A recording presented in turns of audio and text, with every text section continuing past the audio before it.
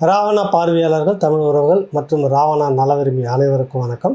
தமிழில் தேசிய தலைவர் அவர்களுடைய வீர சார்பு நிகழ்வு நாள் அப்படின்றத முன்னாள் போராளிகளும் மற்ற தோழர்களும் இணைந்து சுவிட்சர்லாந்தில் வர ஆகஸ்ட் 2ஆம் தேதி நாள் ஒன்று குறுகலாக தான் இருக்குது. 2ஆம் தேதி ஒரு மிக பெரும் அறிவித்தலாக ஒன்றுபட்டு எல்லா நாட்டில் இருக்கக்கூடிய எல்லா கட்டமைப்பிலும் இருக்கக்கூடியவர்கள் சேர்ந்து பேசி ஒரு முடிவுக்கு இதை அறிவித்து இது நிகழ்த்தியே ஆக வேண்டும் என்பதை ஆகஸ்ட் 2ஆம் தேதி அறிவிச்சிருக்கிறாங்க. இந்த நாளில் பல்வேறு நாடுகளில் இருக்கக்கூடிய உறவுகள் இதை ஒரு பெரிய முன்னெடுப்போடு செய்கிறார்கள். பொதுமக்களிடம் யாரும் எந்த நிதியும் வாங்கலை.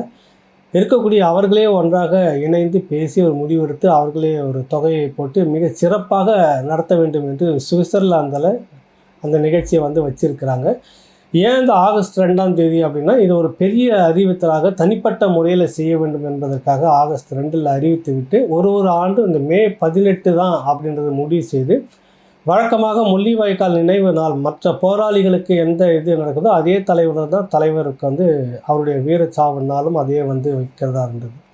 இதற்கு முன்பாக பேச்சு வேறு மாதிரி ஓடிக்கிட்டு இருந்தது. இல்லை மற்ற ஒரு நாளில் வைக்கணும், 19ஆம் தேதி தான் அவர் 18ஆம் தேதி ஏற்கனவே நடந்துக்கிட்டு இருக்கு, அதை குலைக்கிற மாதிரி இது செய்யக்கூடாது, அதை அடுத்த நாள் தான் தலைவருக்கு தனியாக செய்ய வேண்டும்னு. போராளிகளோடு தான் வாழ்ந்தார், மக்களுக்காகவே வாழ்ந்தார். மக்கள் அந்த களத்தில் என்றைக்கு மடிஞ்சாங்களோ அதே கட்டத்தில் அந்த பிற்பகல் அந்த முன்னிரவு நேரத்தில் அவருக்கு வீரச்சாவு நிகழ்கிறது. அதை ஒட்டி 19ஆம் தேதி சிங்கள அரசு அறிவிக்கின்றது. அந்த அடிப்படையில் எல்லா விதமான கூறுகளையும் ஆராய்ந்து அதே நாளில் மக்கள் எந்த அளவுக்கு அந்த முள்ளிவாய்க்கால் நினைவேந்தலை செய்கிறார்களோ அதே எண்ணத்தோடு அதே பெரும் நெருப்போடு மேதகு தலைவர் அவர்களுடைய வீரச்சாவு அறிவித்தலும் இருக்க வேண்டும் என்பதற்காகத்தான். இது 2 தேதியில் அறிவித்தா என்ன வரும் அப்படின்னாக்கா, காலப்போக்கில் இந்த நிகழ்ச்சி ஒரு தரப்பும் அந்த நிகழ்ச்சி ஒரு தரப்பும் நமக்கு தான் தெரியுமே என்ன நடக்கும், நம்ம இனத்தில் என்ன நடக்கும்னு. இந்த கோஷ்டி பூசல் இப்படியாக நடக்கும். அப்புறம் அதில் ஒரு பெரிய சிக்கல் வரும். அப்படி இருந்து விடக்கூடாது என்பதற்காகத்தான் எல்லோரும் கூடி பேசி ஒரு பெரியவர்களுடன்லாம் கலந்து ஆலோசித்து ஒரு முடிவுக்கு மே 18 அந்த இறுதிய நாள் தான் தலைவருடைய வீரச்சாவு நாள்னு சொல்லிட்டு அறிவித்து சுவிட்சர்லாந்தில் ஆகஸ்ட் 2 நடத்துறதுன்னு முடிவு பண்ணி செய்துக்கிட்டு இருக்காங்க. மிகப்பெரிய ஏற்பாடு, எல்லா விதமான முன்னேற்பாட்டோடு நடக்கிறது. பல்வேறு நாடுகள் அருகில் சுற்றி இருக்கக்கூடிய அந்த நாடுகளை சேர்ந்த உறவுகள் அனைவரும் முன்கூட்டியே விடுப்பு எடுத்துக்கிட்டு இல்லை போக வர்றதுக்கான பயண ஏற்பாடை செய்துக்கிட்டு அந்த நாள் காலை ஒரு 8:30க்கெலாம் அங்கே அந்த அரங்கத்துடைய இது திறந்துருவாங்க. அதுலேருந்து நுழைவு இருக்கும் அந்த பகுதிக்கு. நீங்கள் ஒரு அதிகபட்சமாக 10:30க்குள்ளாக உள்ளே எல்லாரும் சென்று இருக்க வேண்டும் அப்படின்றது கேட்டுக்கிட்டு இருக்கிறாங்க. 11 மணிக்கு நிகழ்ச்சி சரியாக தொடங்கி நடைபெறும். உலகம் முழுக்க மிகப்பெரிய அளவில் சிறப்பான ஒரு இதுவாக ஒளிபரப்புறதுக்கு ஏற்பாடு செய்துக்கிட்டு இருக்கிறாரு. இது எந்த விதமான முரண்பாடும் நமக்குள்ளே இருக்கக்கூடாது. எந்த களத்தில் எந்த மக்களுக்காக எந்த போராளிகளுக்காக தலைவர் இருந்தாரோ அவர்களோடு இறுதியாக அங்கே அவருடைய வீரச்சாவு நிகழ்ந்திருக்கிறது என்பது தான் உண்மை. இதில் பல்வேறு தோழர்கள் என்னிடம் கூட பேசியிருந்தார்கள். சில பேர் வருத்தப்பட்டிருந்தாங்க, ஆகஸ்ட் 2 ஏன் வைக்க வேண்டும், அன்றைக்கி ஆப்ரேஷன் லிபரேஷன் அப்படின்னு சொல்கிற மாதிரி சொல்லி அந்த தேதி சிங்கள அரசு படையெடுப்பு நாள், அதை ஏன் வைத்தார்கள் அப்படின்ற ஒரு விவாதத்தை வச்சு என்கிட்ட கேட்டாங்க, சொன்னாங்க, வருத்தப்பட்டாங்க. அப்புறம் தேடி பார்க்கும்போது ஆப்ரேஷன் லிபரேஷன் 87 நினைக்கிறேன், மே 26 தொடங்கி 31 வரைக்கும் நடக்குது அந்த போர். அவ்வளோ கூட தெரிஞ்சிக்காமல் எல்லா இடத்துல இருக்கக்கூடிய மூத்த போராளிகளும் ஒன்றா சேர்ந்து விவாதித்து ஒரு தேதியை சொல்கிறாங்கிறப்ப இது கூட யோசிக்காமல் செய்வாங்களா அப்படின்ற புரிதல் நமக்கு இருக்கணும். ஏதோ ஒரு காரணங்களுக்காக நம்ம ஒவ்வொருத்தரும் ஒரு கதையை சொல்லிகிட்ருக்குறோம், ஒரு காரணத்தை சொல்லிட்டுருக்குறோம். ஒன்றுபடுவதற்கு ஏதோ ஒன்று இடிக்குது எல்லோருக்கும். அது என்னதுன்னு நமக்குள்ளே உட்காந்து பேசி தீர்க்கிறது தான் சரியாக இருக்கும். அப்போ தான் அந்த தலைவரை நம்ம மதிக்கிற ஒரு விதமாக இருக்கிறோம். இப்போவும் சொல்கிறோம், நம்ம நின்றுக்கிட்டு இருக்குது, அது எந்த பிரிவாக இருந்தாலும் எந்த கோஷ்டியாக இருந்தாலும் யாராக இருந்தாலும் நம்ம நிற்கிறது அந்த போராளி மண் சிவந்த அந்த மண்ணில் இருக்கிறோம். அந்த போராளிகளுடைய ரத்தமும் சதயமான அவர்களுடைய இடத்துலேருந்து நம்ம நிற்கிறோம். நம்ம பாதங்களுக்கு கீழே அவர்களுடைய உயிரை தியாகம் செய்தது இருக்குது, அந்த ரத்தம் இருக்குது. அதுக்கு மேலே தான் உலகம் முழுக்க சிதறின நம்ம இப்படி இருக்கிறோன்னாக்கா அந்த போராளிகளுடைய அந்த இழப்பை நம்ம தாங்கி நிற்கிற காரணமும் இருக்குதுன்றதை தெரிஞ்சுக்கிட்டோம்னா ஒரு நிமிஷம் இந்த முரண்பாடுகள்லாம் கலைஞ்சிட்டு ஒன்றுபட்ட ஒரு தேதியில் நம்ம மேதக தலைவர்களுக்கு மிகப்பெரிய அளவில் எப்படி இதை நம்ம எல்லோரும் சேர்ந்து செய்யணுன்ற எண்ணம் இருக்கும். முரண்பாடு இருக்கும்.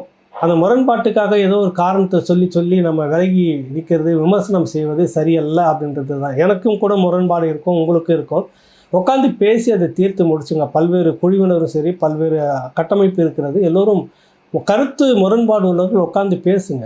இந்த விடயத்தில் வந்து வேறு வேறு தேதியில் நாங்கள் போட்டி நிகழ்வு நடத்துகிறோன்னு வரலாற்றில் அசிங்கப்பட்டு நம்ம நிற்கக்கூடாது. நாளைக்கு போட்டியாக எதிலெல்லாம் தொடங்கலாம் அப்படின்றது ஒன்றுக்கு இந்த மாதிரி நிகழ்வில் பண்ணுறப்ப மக்கள் ஒரு போக்கில் ஒரு கட்டத்தில் நம்மளை புறக்கணிக்க தொடங்கிடுவாங்க, நிராகரிக்க தொடங்கிடுவாங்கன்றது தமிழ்நாட்டிலேயே நிறைய நிகழ்வுகள் உதாரணமாக இருக்கிறது. மாபெரும் சிங்கமாகவும் புலியாகவும் வலம் வந்த பல தலைவர்கள் இன்றைக்கி வந்து எப்படி இருக்கிறாங்க? காரணம் விசுவாசமாக இல்லை, நம்பிக்கையாக இல்லை, குழப்பவாதிகளாக இருந்தார்கள், பின்னுக்கு அடித்தார்கள், நம்பிக்கை துரோகம் செய்தார்கள். இப்படி பல காரணங்களுக்காக இங்கே விலக்கப்பட்டவர்களாக இருக்கிறாங்க. நம்ம கண் எதிர்க்க பார்க்குற ஒரு அரசியல் இன்றைக்கி தமிழ்நாட்டில் இருக்குது. இந்த எண்ணம் நமக்குள்ளே வந்துடக்கூடாது. எல்லோரும் சேர்ந்து இணைந்து செய்ய வேண்டும் என்பது தான் ராவணா சார்பாக ஏற்கனவே பேசியிருந்தோம். இப்போவும் நம்ம ஒரு வேண்டுகோளாகவே உங்களுக்கு எல்லாம் வைக்கிறேன். இந்த ஓர்மத்தையும் இந்த ஒன்றுபடுதலையும் எல்லா மக்களுக்கும் சொல்லிக் கொடுத்ததே குறிப்பாக ஈழத்தமிழ் மக்கள் தான். அந்த ஓர்மம் என்றால் என்ன அப்படின்றத அது களத்தில் ஒரு 30 ஆண்டு காலம் தக்க வச்சுக்கிட்டு ஒரு பேரினவாத அரசுக்கு பதிலடி கொடுத்ததும் வந்துட்டு இந்த தமிழ் உறவுகள் தான், ஈழத்தமிழ் மக்கள் தான். இந்த ஓர்மத்தை உலகம் முழுக்க விதைச்சிட்டு இன்றைக்கி நாமளே அதுக்கு எதிராக அதை கலைக்கிற விதமாக, மாற்றி பேசும் விதமாக, குழப்பும் விதமாக, நம்ம தனிப்பட்ட அந்த யூகோ பிரச்சனைகளை வந்து சொல்லி அதை வந்து ஏதாவது ஒன்று செய்யும் விதமாக தயவுசெய்து அந்த முன்னெடுப்பு இருந்தால் அதை கைவிட்டுடுங்க. அமர்ந்து உங்களுக்குள்ளாக தொலைபேசி வழியாக ஒருங்கிணைப்பு சேர்ந்து பேசி அந்த தேதி 18ஆம் தேதி நடக்கிறது உறுதியாகிடுச்சு. அந்த தேதியை கலைக்காமல் எல்லோரும் ஒன்று இணைவதற்கு வழி என்ன அப்படின்றத பாருங்கள், செய்யுங்க. அதை தவிர்த்து விட்டு நாங்கள் இன்னொரு நிகழ்வை நாங்கள் எடுப்போம் அப்படின்றது வந்து சரியாக இருக்காது அப்படின்றது தான் ஒன்று. ரெண்டாவது, தலைவர் கடைசி வரைக்கும் தன்னுடைய உறவுகள் அப்படின்றதுக்கு எந்த முக்கியத்துவம் கொடுக்கவும் இல்லை. அவருக்கு உறவுகள் யாருன்னா போராளிகள் யார், பிள்ளைகள் யாருன்னா தன்னுடைய போராளிகள் தான். சகோதரர்கள் யாருன்னா தன்னுடைய போராளிகள் தான். மாமன் மச்சான் உறவுகள் யாருன்னா தன்னுடைய போராளிகள் தான். அவர்களுக்காகவே வாழ்ந்தார், இறுதி வரைக்கும் நகர்ந்தார், கடைசி கட்டம் வரைக்கும். அந்த ஏன்னா மக்களுக்காக தான், மக்களுக்காகவும் போராளிகளுக்காகவும் தான். தன்னுடைய குடும்பம், உறவு, மகன் அப்படின்றதெல்லாம் 2வது பட்சம் 3வது பட்சமாக தான் அவர் வச்சுருந்தார். எந்த விதமான முக்கியத்துவம் எந்த உறவுக்குமே கொடுக்க மாட்டாங்க. இதுக்கு ஒரு உதாரணமாக வேலுப்பிள்ளை மனோகரன் மேதகு தலைவர் அவருடைய அண்ணன் அவர்களை 2010 அந்த காலகட்டத்தில் குமுதத்துக்காக நேர்காணல் எடுத்திருந்தப்போ ஒரு விஷயத்தை அவர் குறிப்பிட்டிருந்தார். நான் இங்கே நடக்கிற டென்மார்க் பகுதியில் நடக்கக்கூடிய இயக்கத்தினுடைய அந்த கட்டமைப்பு குறித்த ஒரு குளறுபடிகளை எல்லாம் குறிப்பிட்டு எழுதி இதை சீரமைத்தால் நன்றாக இருக்கும் அப்படின்னு சொல்லிட்டு நான் எழுதி அனுப்பியிருந்தேன். ஒரு 6 மாதத்துக்கு பிறகு என்னுடைய தந்தையிடமிருந்து ஒரு பதில் வந்தது. தந்தை அப்பொழுது அங்கே இருந்திருந்தார். அவர் அண்ணனை சந்திக்கக்கூடிய ஒரு வாய்ப்பு இருந்திருக்கிறது. சந்தித்த பிறகு வந்து என்னுடைய தந்தையை அழைத்து பேசும்போது, தம்பி நீங்கள் ஒரு கடிதத்தை கொடுத்துருக்கீங்க இங்கே இருக்கிற தம்பிக்கு, அதாவது பெரியவர் வந்து சின்னவருக்கு கொடுத்துருக்கார் ஒரு கடிதத்தை. அந்த கடிதம் பிரிக்கப்படாமல் அப்படியே என்னிடம் தம்பி கொடுத்துருக்கிறார். என்ன வந்து தெரியவில்லை, அண்ணன் கொடுத்துருக்கிறார், அவர்கிட்ட சொல்லி ஒப்படைச்சிருங்க அப்படின்னு சொல்லி கொடுத்துருக்கார். பிரிக்கக்கூடும் இல்லை. அதாவது இயக்க சம்மந்தப்பட்ட வேலையில் குடும்பத்துக்கு எந்த அளவுக்கு தலைவர் மரியாதையை கொடுத்து வச்சுருந்தார் அப்படின்றது தான் இருக்கும். தனிப்பட்ட உறவுன்றது வேறு, இயக்கத்தோடு குடும்ப உறவுன்றது வேறு. அப்படி எந்த விதத்துலையும் யாரையும் அனுமதிக்கலை, அப்படி தான் வச்சுருந்தார். இப்போ நாம் போராளிகள் அதை பல காலமாக நான் சொல்லிகிட்டு இருந்தேன் நிறைய பேர்கிட்ட. இது விட்ட குறை தான் இன்றைக்கி யாரோரோ வந்து தலைவர் இருக்கிறார்னு ஒரு குரூப்பை சேர்ந்து இறங்கி இந்த பக்கம் பண்ணிகிட்ருக்குது. இன்னொரு பக்கம் யாருமே செய்யலை, உறவு நாங்கள் செய்கிறோம் அப்படின்ற நிலைப்பாட்டில் அவங்க எடுத்து செய்திருக்கிறாங்க. அந்த போக்கு இருக்கக்கூடாது. தலைவர் மேதகு தலைவர் மக்களுக்கானவர், போராளிகளுக்கானவர், இந்த இனத்துக்கானவர். எல்லோரும் சேர்ந்து தான் செய்யணும் ஒழிய உறவுகளோ இல்லை மற்றபடி இருக்கிறார் என்று சொல்ல ஒரு அரசியலை செய்யக்கூடாதுன்னு. உண்மை உறங்கும்போது போலிகள் வந்து ஊர் சுற்ற தொடங்கிடும், உண்மை உறங்கும்போது பொய் ஊர் சுற்ற கிளம்பிடும், 10 மடங்கு கிளம்பிடும்னு சொல்லிட்டுலாம் சொல்லுவாங்கல்ல. அந்த மாதிரி இங்கே வந்துட்டு இது இருக்கிறாருன்னு சொல்லிட்டு அந்த தலைவரை கொச்சப்படுத்தக்கூடிய ஒரு அரசியல் இருக்கிறது. அதையும் நம்ம பார்த்துட்டு இருக்கிறோம். தலைவர் இருப்பு என்பது ஒரு கேளிக்கைக்குரியதாக இருக்கிறது. ஏன்னா உலகம் முழுக்க இருக்கக்கூடிய மிக மிக பிரபலமான ஜாம்பாவன்னு சொல்லக்கூடிய ஊடகங்கள்லாம் கண்கொத்தி பாம்பாக இருக்கிறது. ஒரு சின்ன கசிவு இருந்தால் போதும், உடனே ட்ரேஸ் அவுட் பண்ணி எங்கே இருக்காங்கன்னு செய்து ஒரு பெரிய அளவில் அந்த நிகழ்ச்சியை வெளியே கொண்டு வந்திருக்கும். எப்போவும் புகழ்பெற்ற சேனல் போரெலாம் பல விஷயங்களை இதில் வெளியே கொண்டு வந்திருந்தது. இருக்கிறார் என்பது உறுதியாகி இருந்தாக்கா என்றைக்கும் அந்த விஷயத்தை எடுத்து கொண்டு வந்திருப்பாங்க. அமெரிக்கா போன்ற வல்லரசு நாடுகள் இதெல்லாம் இந்த இயக்கம் அழிய வேண்டும் என்று குறிக்கோள் வைத்து கொண்டு நகர்த்தியதோ கை கொடுத்து கொண்டார்களோ அவர்கள் எல்லோரும் இருக்கிறார்னா ஒரு பெரிய அலர்ஜியோடு அதை எப்போவோ கொண்டு வந்திருப்பாங்க. ஆனால் யூடியூப்பில் போட்டுக்கிட்டு நான் போனேன், பார்த்தேன், அவரை கட்டி பிடிச்சி சாப்பிட்டுக்கிட்டு இருந்தார், இதே கதையை திரும்ப திரும்ப சொல்லிட்டு இருக்கிறாங்க. எனக்கு தெரிஞ்சு 10 பேருக்கு மேலேன்றப்ப எவ்வளோ கொச்சப்படுத்துதல் இங்கே நடக்குதுன்றதையும் நீங்கள் பார்க்கணும். இதையெல்லாம் முறியடிக்க வேண்டும். அந்த தலைவருக்கு ஒரு மாபெரும் அங்கீகாரத்தை நம்ம கொடுக்கணும். நேதாஜி சுபாஷ் சந்திர போஸ் இந்திய மண்ணில் அது எப்படி இருந்தது, இருக்கிறாருன்னு பல ஆண்டு காலமாக கொண்டு வந்ததாலவே அந்த பேரியக்கத்தினுடைய வீரியம் குறைந்து போயிட்டு காலப்போக்கில் அது என்ன நடந்தது இந்தியாவுக்கு அப்படின்றத நம்ம பார்த்துருப்போம். அது மட்டும் அப்போவே இல்லைன்னு ஒரு மாற்று ஏற்பாடு, ஒரு மாற்று அரசியல் தளம் உருவாகி இருந்தால் இன்றைக்கி இவ்வளவு சீர்கெட்ட நிலையில் இருந்திருக்காதுன்னு பல விமர்சனங்கள் வச்சுருந்தாங்க. அந்த போக்கு புலம்பெயர்ந்த தமிழ் மக்களுக்கும் ஈழமண் உறவுகளுக்கும் இருந்துவிடக்கூடாது. இல்லை என்ற அறிவித்தலோடு இன்னும் ஒரு உத்வேகமான வேற ஒரு கட்டமைப்புக்குள்ளாக நாம் நுழையணும். அது அரசியல் நகர்வாக இருக்கணும்.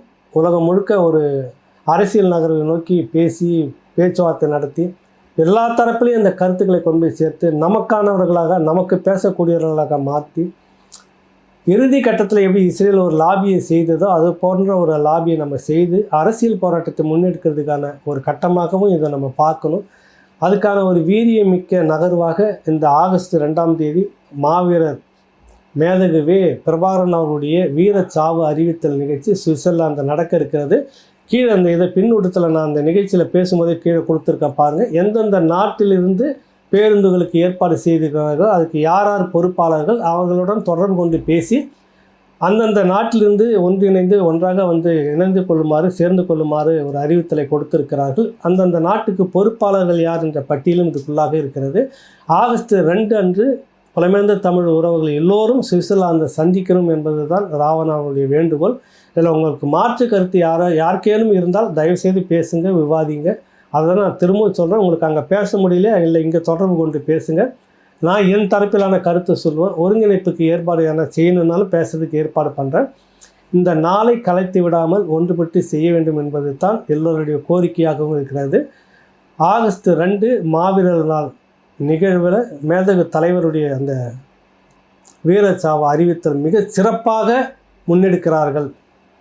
ஒழுங்காக ஒரு ஒழுங்கமைப்போடு முன்னெடுக்கிறார்கள். அதை கலைக்காமல் நம்ம கை கொடுக்க வேண்டும் என்பது தான் இந்த நேரத்தில் உங்களை நான் கேட்டுக்கிறேன். மீண்டும் ஒரு நிகழ்ச்சியில் உங்களை சந்திக்கின்றேன். நன்றி, வணக்கம்.